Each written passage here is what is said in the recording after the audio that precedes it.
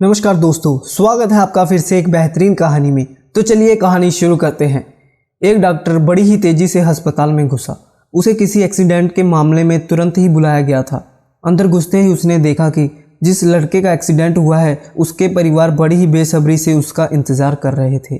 Doctor को देखते हुए लड़के के पिता बोले, आप लोग अपनी ड्यूटी ठीक से क्यों नहीं करते? आपने आने में इतनी देर क्यों लगा दी? अगर मेरे बेटे को कुछ भी हुआ तो इसके जिम्मेदार आप होंगे।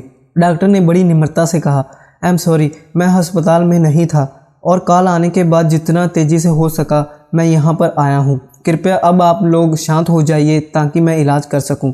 ऐसे कैसे शांत हो जाइए? लड़के का पिता गुस्से से बोला। क्या इस समय अगर आपका बेटा होता तो आप शांत रहते? अगर किसी की लापरवाही की वजह से आपका अपना बेटा मर जाए तो आप क्या करेंगे? पिता बोले ही जा रहा था। भगवान चाहेगा तो सब कुछ ठीक हो जाएगा, आप लोग दुआ कीजिए, मैं इलाज के लिए जा रहा हूँ।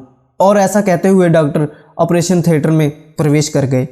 बाहर लड़के का पिता अभी भी बुदबुदा रहा था। सलाह देना आसान है, जिस पर बीती है वही जानता है। करीब 1.5 घंटे बाद डॉक्टर बाहर निकले और मुस्कुराते हुए बोले, भगवान का शुक्र है आपका बेटा अब खतरे से बाहर है। ये सुनते ही लड़के का परिवार खुश हो गया और डॉक्टर से सवाल पर सवाल पूछने लगे। अब वो कब पूरी तरह से ठीक हो जाएगा, उसे डिस्चार्ज कब किया जाएगा?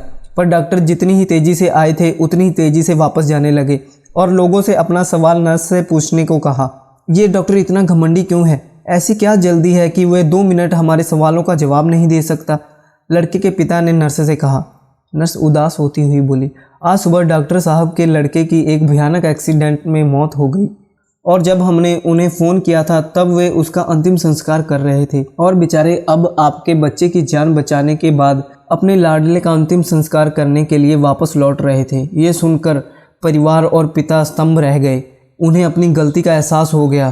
तो दोस्तों, इस कहानी से हमने क्या सीखा? बहुत बार हम किसी सिचुएशन के बारे में अच्छी तरह न जाने बिना ही उस पर रिएक्ट कर देते हैं, पर हमें चाहिए कि हम खुद पर नियंत्रण रखें और पूरी तरह स्थिति को समझें, वरना अनजाने में ही हम उसे ठेस पहुंचा सकते हैं जो हमारा ही भला चाहता है। तो दोस्तों, इसी के साथ मिलते हैं नेक्स्ट वीडियो में। तब तक के लिए जय हिंद, जय भारत।